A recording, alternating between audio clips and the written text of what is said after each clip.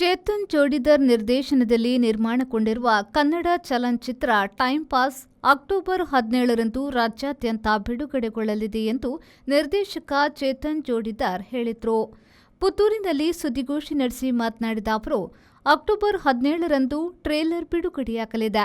Tracer ಹಾಡು ಈಗಾಗಲೇ ಬಿಡುಗಡೆಯಾಗಿದ್ದು, ಪ್ರೇಕ್ಷಕರಿಂದ ಉತ್ತಮ ಪ್ರತಿಕ್ರಿಯೆ ದೊರೆತಿದೆ. ಆಧುನಿಕ ಎಐ ತಂತ್ರಜ್ಞಾನ ಬಳಸಿಕೊಂಡು ಈ ಚಿತ್ರವನ್ನ ನಿರ್ಮಿಸಲಾಗಿದೆ. ನುರಿತ ತಂತ್ರಜ್ಞರನ್ನ ಬಳಸಿಕೊಂಡು ಗುಣಮಟ್ಟದ ಚಿತ್ರ ನಿರ್ಮಾಣವಾಗಿದೆ.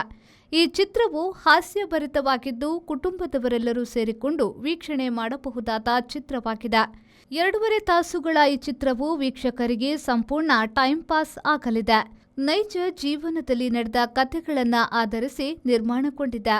ಸಿನಿಮಾ ಇಂಡಸ್ಟ್ರಿಯಲ್ಲಿ ನಿರ್ದೇಶಕರು, ತಂತ್ರಜ್ಞರು ಯಾವ ರೀತಿ ಕಷ್ಟಪಡುತ್ತಿದ್ದಾರೆ ಎಂದು ಚಿತ್ರದಲ್ಲಿ ನೀಡಲಾಗಿದೆ. ಹೊಟ್ಟೆ ಹುನ್ನಾಗಿಸುವ, ನಗುವ ಹಾಸ್ಯಗಳಿಂದ ಕೂಡಿದೆ. ಈ ಚಿತ್ರವು ಬೆಂಗಳೂರಿನಲ್ಲಿ ಚಿತ್ರೀಕರಣಗೊಂಡಿದೆ ಎಂದರು. ಅಕ್ಟೋಬರ್ 17ನೇ ತಾರೀಕು ರಾಜ್ಯಾದ್ಯಂತ ನಮ್ಮ ಸಿನಿಮಾ ಬಿಡುಗಡೆ ಆಗ್ತಾ ಇದೆ. 7ನೇ ತಾರೀಕು ಅಕ್ಟೋಬರ್ 7 ನಮ್ಮ ಸಿನಿಮಾದ ಟ್ರೈಲರ್ ಬಿಡುಗಡೆ ಆಗ್ತಾ ಇದೆ. ಈಗ 2 ಹಾಡು ಮತ್ತೆ ಟೀಸರ್ ಬಿಡುಗಡೆ ಆಗಿದೆ. ಪ್ರೇಕ್ಷಕರಿಂದ ಒಳ್ಳೆ ಪ್ರತಿಕ್ರಿಯೆ ಸಿಗ್ತಾ ಇದೆ, ಒಳ್ಳೆ ರೆಸ್ಪಾನ್ಸ್ ಸಿಗ್ತಾ ಇದೆ. ಸೊ ಇಷ್ಟು ನಿಮ್ಮ ಜೊತೆ ಹಂಚ್ಕೊಬೇಕಾಗಿದ್ದಂಥ ವಿಷಯ. ಸಿನಿಮಾ ನಾನು ಮಾಡಿದ್ದೀನಿ, ವಿಮರ್ಶೆ ನೀವು ಮಾಡಿ.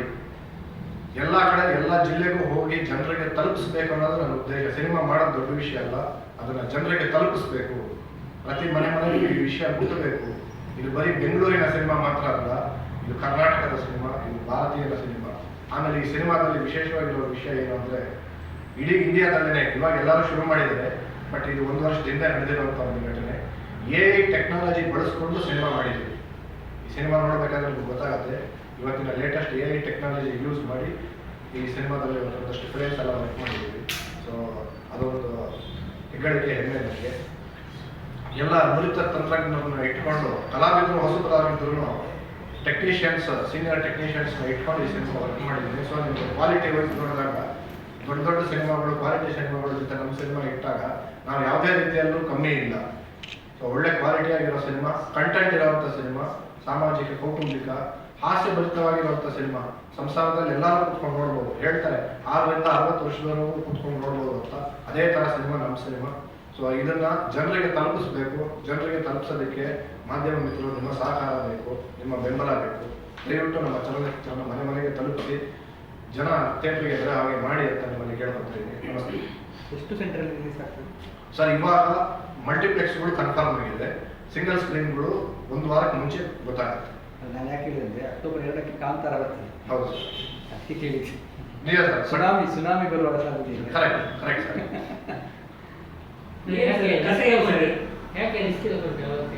ಎಲ್ಲ ರಿಸ್ಕ್ ಏನು ತಗೊಂಡಿಲ್ಲ ಸರ್. ಇದೊಂಥರ ಬುದ್ಧಿವಂತಿಕೆ ನಡೆ. ಆ ಸಿನಿಮಾ ಹೋಗಿ ಫುಲ್ ಆಗಿರೋದು ಸಿಗ್ತಾ ಇದ್ದಾಗ ಅವಾಗ ನಮ್ಮ ಸಿನಿಮಾ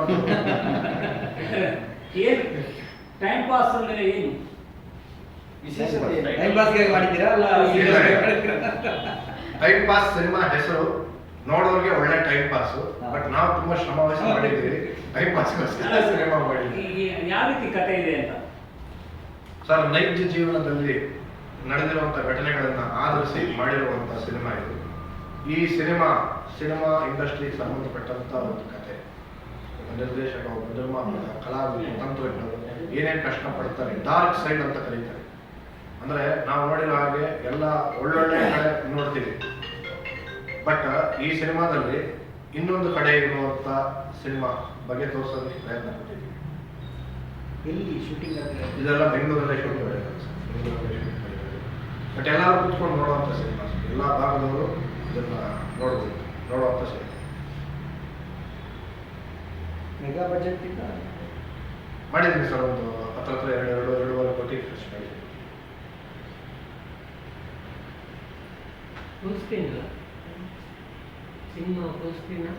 ಹೌದು ಸರ್.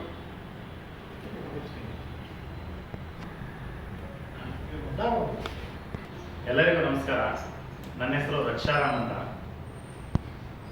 ಪುತ್ತೂರಿನ ಜನತೆಗೆ ಮಹಾಲಿಂಗೇಶ್ವರ ಸ್ವಾಮಿಯ ಆಶೀರ್ವಾದ ಎಷ್ಟು ಮುಖ್ಯನೋ, ಸೊ ನಮ್ಮ ಟೈಮ್ ಪಾಸ್ ಮೂವಿಗೂ ಮಾಧ್ಯಮರ ಬೆಂಬಲ ಅಷ್ಟೇ ಮುಖ್ಯ.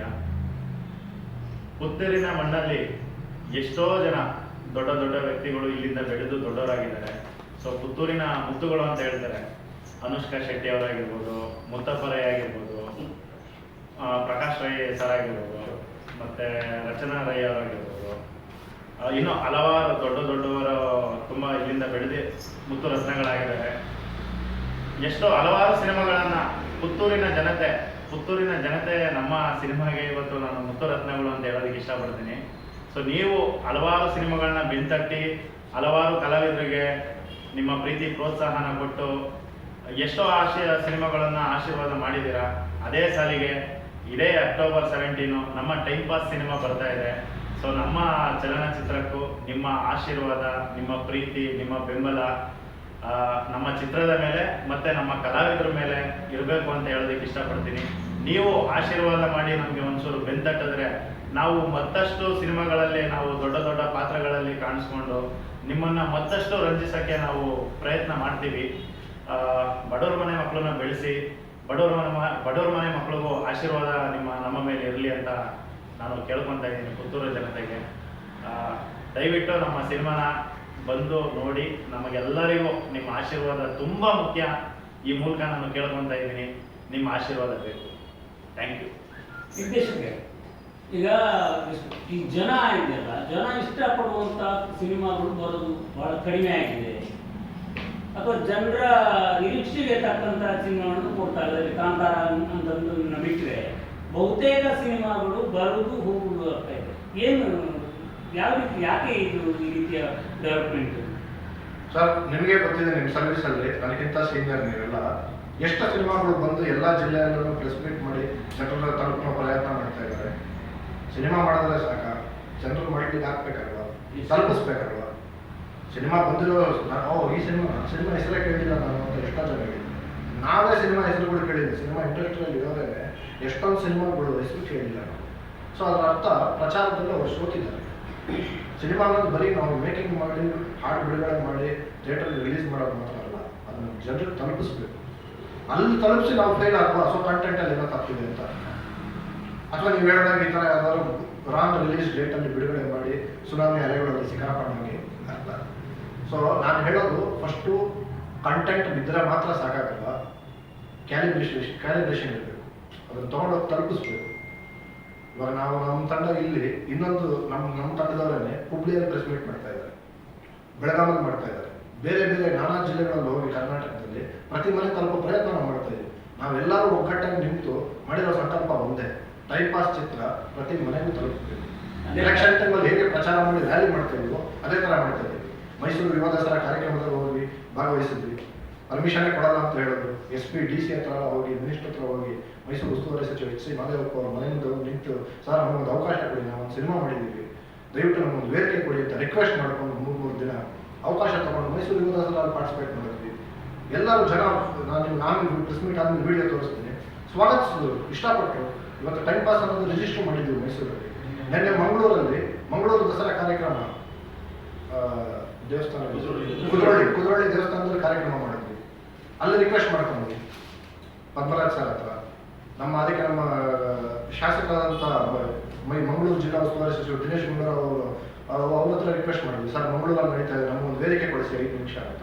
ಸೊ ಹೀಗೆ ಎಲ್ಲೆಲ್ಲಿ ಕಾರ್ಯಕ್ರಮಗಳು ನಡೀತಾ ಇದೆ, ಎಲ್ಲೆಲ್ಲಿ ಜನ ಸಿಗ್ತಾ ಇದ್ದಾರೆ, ಅಲ್ಲಿ ಹೋಗಿ ನಾವು ಪ್ರಚಾರ ಮಾಡ್ತಾ ಇದ್ದೀವಿ. ಸರ್ ಇವತ್ತು ನಾನು 2 ಲಕ್ಷ ರೂಪಾಯಿ ಕೊಡ್ತೀನಿ, ನನಗೊಂದು 1000 ಜನ ಸೇರಿಸಿ ಅಂದರೆ ಸೇರ್ಸೋಕ್ಕಾಗಲ್ಲ ಸರ್.